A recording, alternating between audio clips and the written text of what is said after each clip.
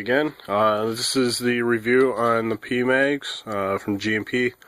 Doing a rebuild on it because it is leaking because it fell and it landed on the top of this. So therefore the O-ring across here was leaking. So I'm just gonna show you basically how to do it. I did a first video telling what I was gonna do. I'm not gonna show. So I did a little pre-assembly, or pre-disassembly, sorry, so you can kind of see what's in it. So basically you have these three halves. You don't have to push the pin out all the way, it's not necessary.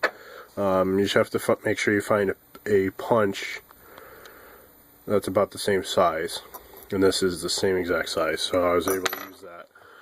So basically, you also have in it, you have two O-rings. They're the same exact size.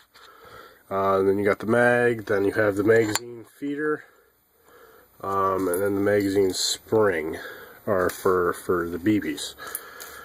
So basically, you have your lower half with the valve in it. The screw goes through the bottom of there.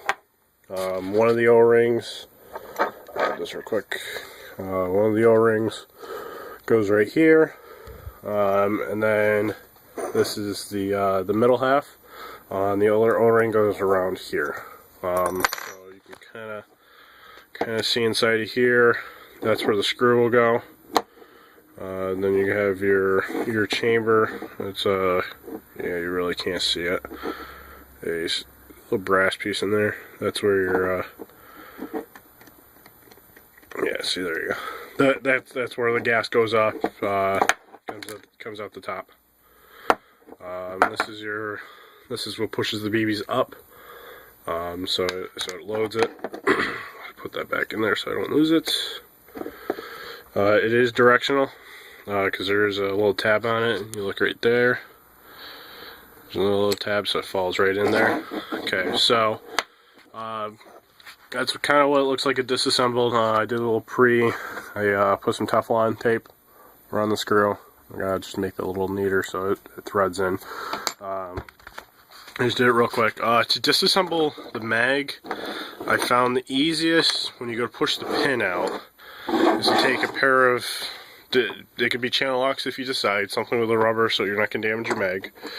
And it's basically make sure that, let's see if I can do this. Make it so as you push the pin out, it has enough room. Can't really see it. Yeah, you can. There's the pin. So make sure it has enough room that you can push the pin down. So it kind of looks like that. Then you can push your pin out, and then you'll get your small parts out. Don't want to lose the spring or that part because that's what holds on your base plate. So you got your parts. That's what the channel looks like, where the BBs go into. That's the base, that's the upper. So the lube I use is this is actually from a paintball company that's no longer around, Performance Paintball. They were in Victor.